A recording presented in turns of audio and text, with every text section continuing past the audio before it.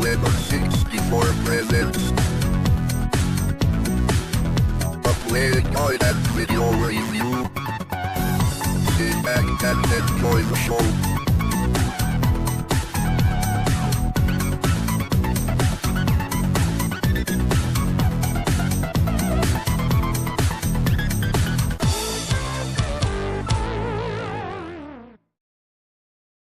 Hey there, once again, welcome to another Lemon 64 play guide and review.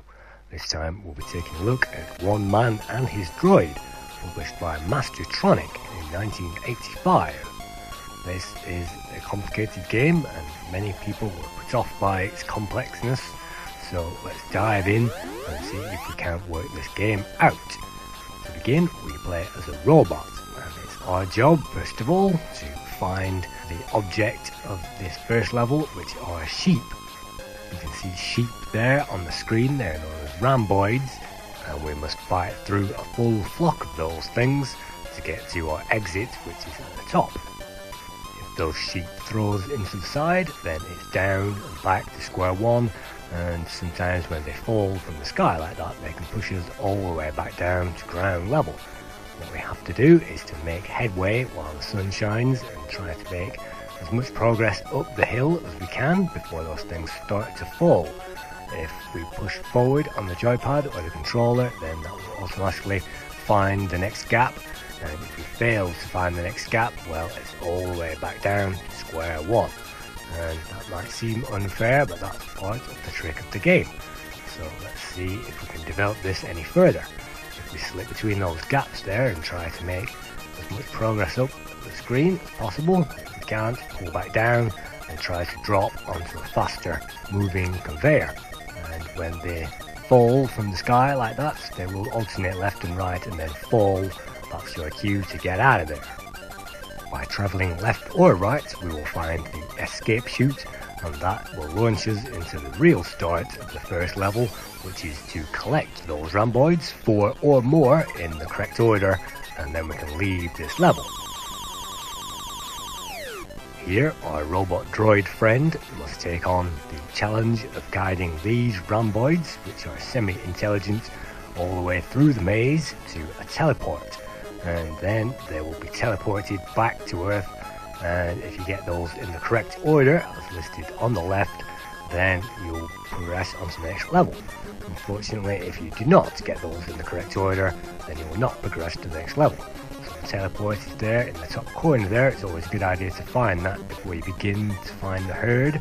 And so let's wait for that yellow guy and see if he emerges.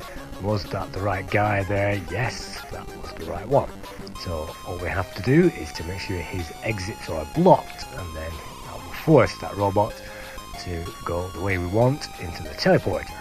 You can see sometimes they have a mind of their own and they will only go in one direction, so sometimes we have to literally rise above and force those things in the direction that we want, otherwise they will run between our legs and run away.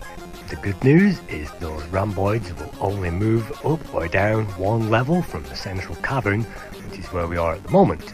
So unless we follow those guys down there or move up and chase those guys down, they will only move up and down one level, plus the fact that if we fall down this hole, we will find the level below here is actually blocked at both ends. So that's the guy that we want there, the yellow sheep as it may be called. All we have to do is to block that exit, there we go, and force him up towards the teleport. Unfortunately, those sheep do have a mind of their own and they will try every trick in the book to avoid that, but there he goes into the teleport.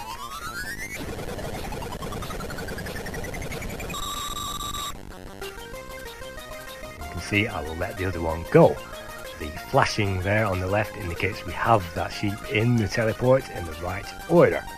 It doesn't matter how closely you match the final outcome to the list there on the left, as long as 4 of those are in the right order, and so it can sometimes help to get the first 4 in the correct order. And well, look at that blue guy there, he does not want to go in. If you get the first 4 in the right order, then you can pile the rest in at your leisure. And sometimes you don't have time to do that on later levels, you'll find that you play each maze twice, and on the second time through you'll find extra traps. So look at that, and again the blue guy doesn't want to go through. So yes, you'll play each one twice and then the maze will change. And there are a large number of mazes. I've got on to at least level 5 and still the maze continues. The faster we complete this level, the more time we will gain on the next level. So let's force that blue guy along there.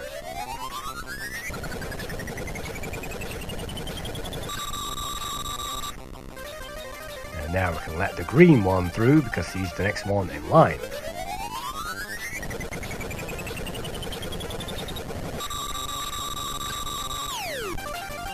That's a terrific start, so that means we have 3 out of the 4 in the correct order already.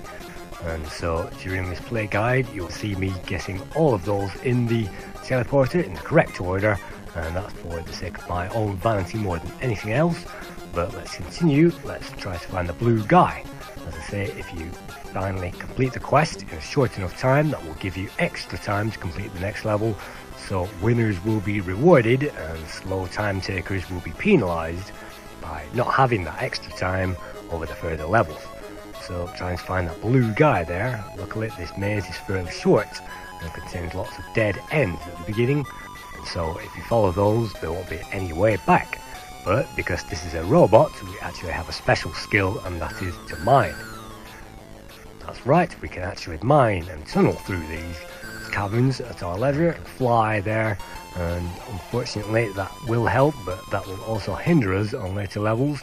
So let's speed up that footage and try and find that blue guy. You can see the level wraps itself around there because, well, these levels do wrap around. It's a very short maze indeed. So is the blue guy up there? No. Is he up here? Well, yes he is. So let's get that guy and round him up. Sometimes it's easy for those guys to get lost in the maze, and luckily the mazes begin quite short and easy to navigate around. The hardest part sometimes is knowing where those guys have disappeared to, and I'm waiting here in case that sheep decides to plod along in my direction, and he can be anywhere. So while you see me trying to find that guy, I'll tell you a little about this game. It was developed by Clive Brooker on the ZX Spectrum, and in 1986 he created Lap of the Gods, which is a similar game to this. It was converted to the Commodore 64 by Adrian Shepherd, who also created the great Grand Prix simulator for Codemasters in 1987. And he also went on to create Pipe Mania for the C64 in 1989. Pipe Mania certainly is a great game.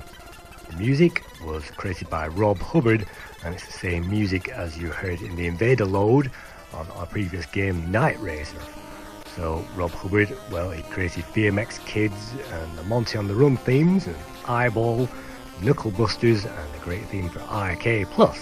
He's currently working as a technical audio director for Electronic Arts, and so he's just about still in the business. Meanwhile, on the Commodore 64, we, fingers crossed, hopefully have that critter in our trap. And sometimes there will wander directly in there.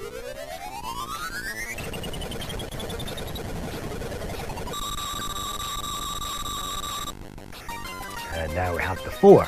Right about now, I should be piling the rest in there in any order I like. But luckily, the next one is in the correct order.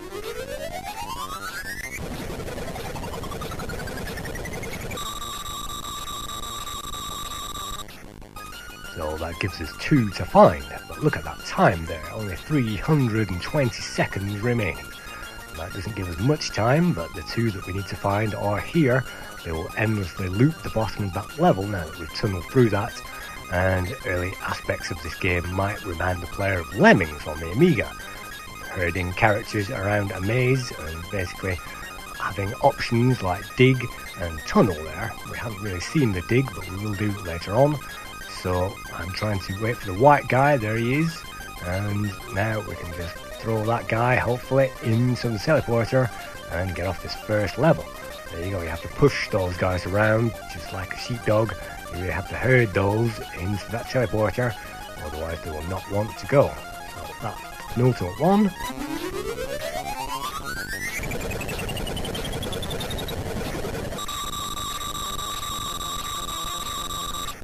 Unfortunately, we do not gain much extra score by getting those sheep in the teleporter in the correct order. We gain more score by finishing the level early, so that's another tip. Basically, if you can ram those sheep home on these early levels, then you might survive with enough time up to maybe level 5 or 6. But if you're wasting time like this, trying to be a perfectionist like this, well, then you won't make it. And those sheep can be really difficult. Sometimes you have to get those things by the scruff of the neck and literally force those things where you want them to go. And so, get that thing home there. Certainly is a great feeling when finally you get one of those androids back to your home planet and you hear that great sound effect.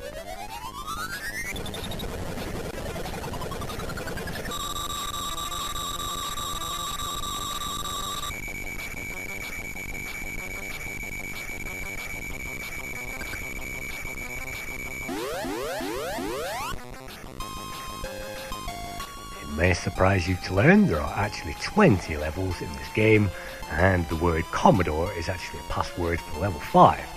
And so let's make our way again beyond this sub-level and let's see if we can't make any further progress on level 2. I'd like to say this game has hidden depths. I remember when I first played this on a Commodore 64, I was out of my depth and I couldn't even get off this first introductory level, and I thought this bit was the actual game, so I found it difficult. But eventually it clicked after a few repeated plays, and the herding sheep aspect, dragging those things around the level and knowing when to tunnel and when not to tunnel, otherwise the level becomes impossible. It's certainly an art, and now I have more respect for this game.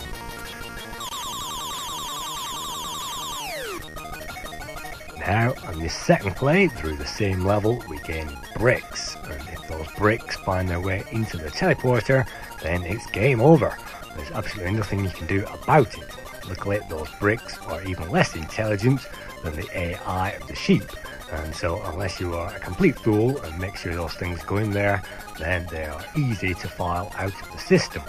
So let's get those things down into Central Cavern, and look at the time there, only 250 seconds remaining.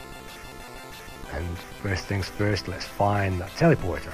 I'm actually down one level from the Central Cavern, and there it is. So that means up here should be the teleporter. So let's wait around, let's find that yellow guy, which is the guy I've actually just passed down here, there we go. And so let's get that guy and start rolling. You never quite know how it's going to play in this game, and everything is a random element. Sometimes you can be extremely lucky and unlucky. I've managed to complete one of these levels in under 2 minutes just by herding those guys in there, and they happen to find the right order. I've also been known to spend my entire level's worth of time playing the first level. So here we go, this is the first guy in, let's start weeding those guys out, and yellow guy, well there he is.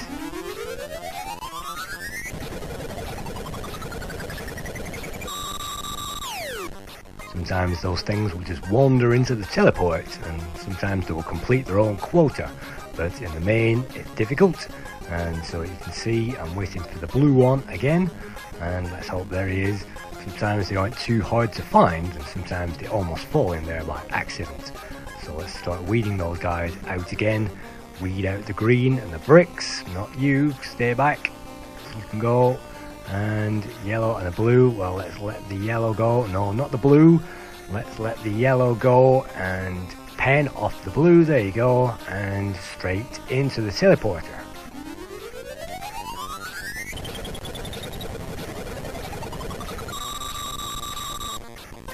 Again, let's make sure those bricks don't go anywhere near that contraption, otherwise we are frozen out of the level. And even though the time is ticking down there, we're making good progress. That's the third one already. Let's block that guy out. Okay, so you can see there, frustrations aside, you can really make great progress in this game if you know what you're doing. Let's filter those guys away. Here come the bricks. Let's get rid of those bricks if we can, and then force the alien sheep to bend to our will. And here we go.